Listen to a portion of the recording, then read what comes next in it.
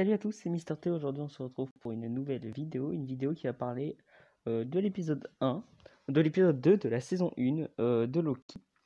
Donc du coup, eh bien écoutez, cet épisode est la suite première, est la suite directe du premier épisode. Donc du coup, on va poursuivre le variant de Loki, celui qui avait été enregistré ou suivi par la TVA. Et donc du coup, et ce qui était très intéressant, c'est que du coup, on se demandait, enfin du moins tous les lecteurs de comics se demandaient quelle variante ça allait être, parce qu'effectivement, on sait que Loki a eu plusieurs variants.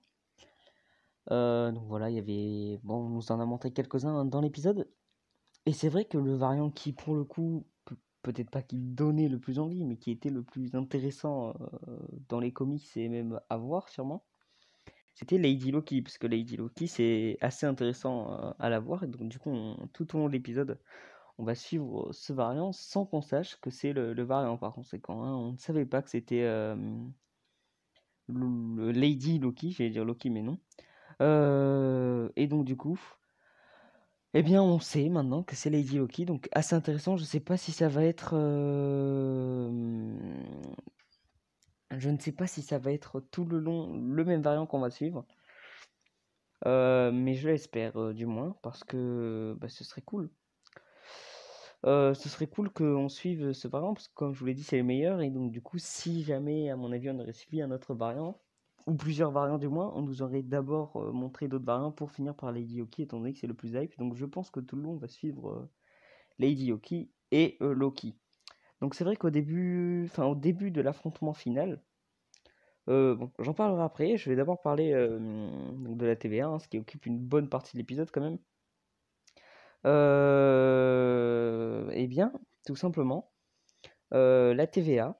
Donc on a vu qu'il y a une amitié, ouais, c'est une sorte d'amitié qui s'est créée entre Loki et Mobius, une amitié du moins étonnante, parce que bon, j'y aurais pas cru personnellement.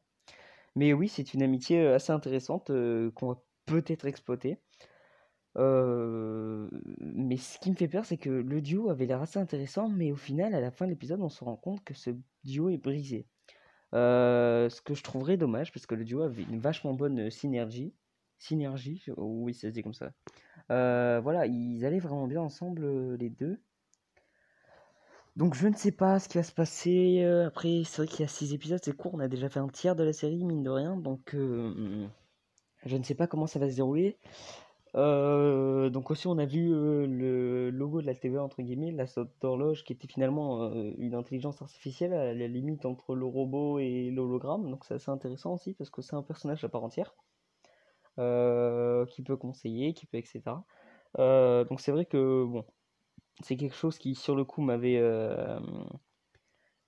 pas choqué, mais ça m'avait quand j'ai regardé l'épisode, ça m'avait mis la puce à l'oreille. Je me dis ça peut être un personnage plus important que ce qu'on le pensait, parce qu'au final c'était juste un personnage de dessin animé qui servait à expliquer. Mais au final non, on se rend compte que c'est un personnage qui peut devenir important, parce qu'il a sa propre conscience, etc. etc. Ce personnage-là que vous venez de voir sous les yeux, donc cette espèce d'horloge. Donc on a eu ça au début de l'épisode, on a eu Mobius, on a eu Loki qui a fait une découverte assez importante du coup par rapport au multivers. C'est que si on change un élément, tant que ça ne percute pas l'histoire du temps, et bien au final, ça ne change rien. Dit comme ça, c'est bizarre, mais par exemple, il prend l'exemple d'Asgard, mais bon, je vais prendre un exemple du quotidien.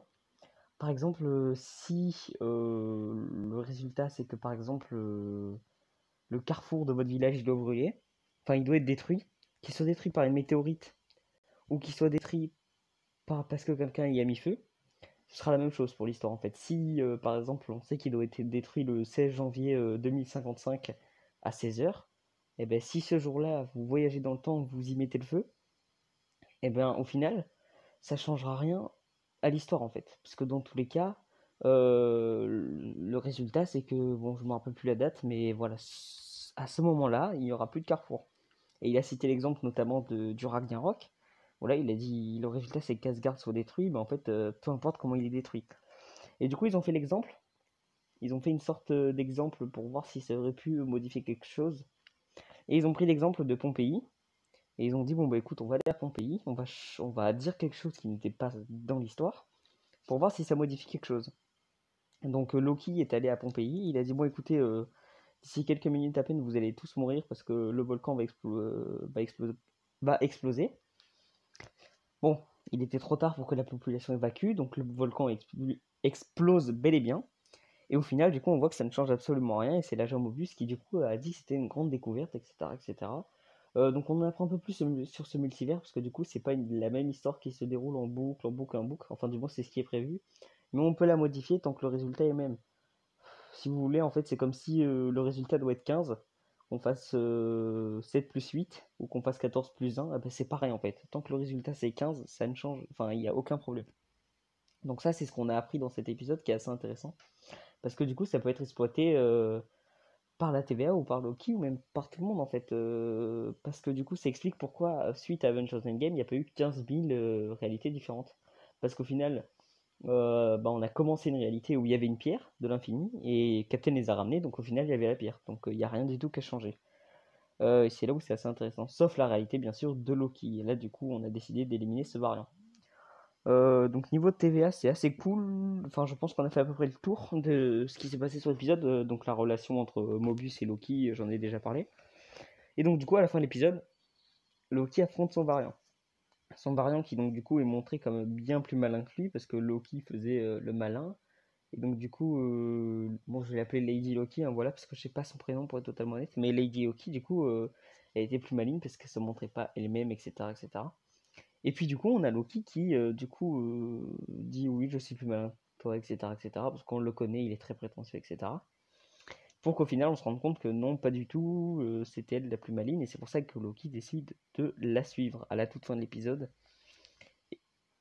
Et donc du coup, qu'il abandonne, excusez-moi, Mobius et la TVA, chose très très intéressante, parce qu'en plus, alors, je sais pas exactement, mais elle a lancé des sortes de bombes temporelles qui a créé, mais une infinité de branches alternatives et du coup ça c'est ce qu'il faut absolument éviter, enfin c'est ce que les agents de la TVA doivent absolument éviter et donc du coup c'est ce qui s'est produit à cause de Lady Hockey, donc ça va être très intéressant de suivre la suite des épisodes et j'ai envie de dire là il y a une vraie menace pour le coup parce que le variant de Loki on sentait que c'était pas une vraie menace, maintenant ça l'est devenu ou du moins la vraie menace c'est les conséquences de ce variant Loki.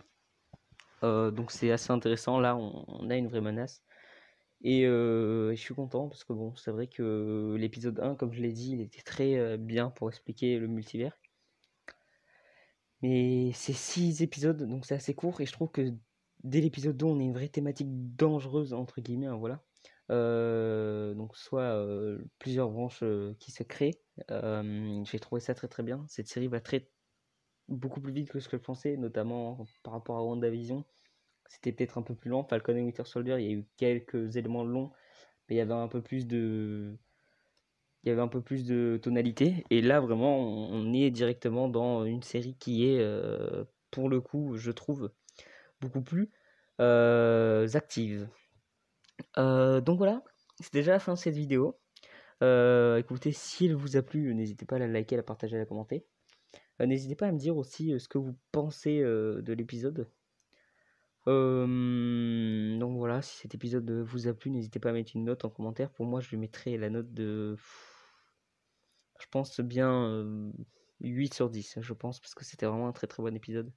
On a appris plein de trucs et moi j'ai adoré personnellement. Donc voilà, bah écoutez, ceux qui sont restés jusque-là, je vous remercie infiniment. Et puis écoutez, je vous dis à très bientôt pour de nouvelles vidéos. Au revoir tout le monde.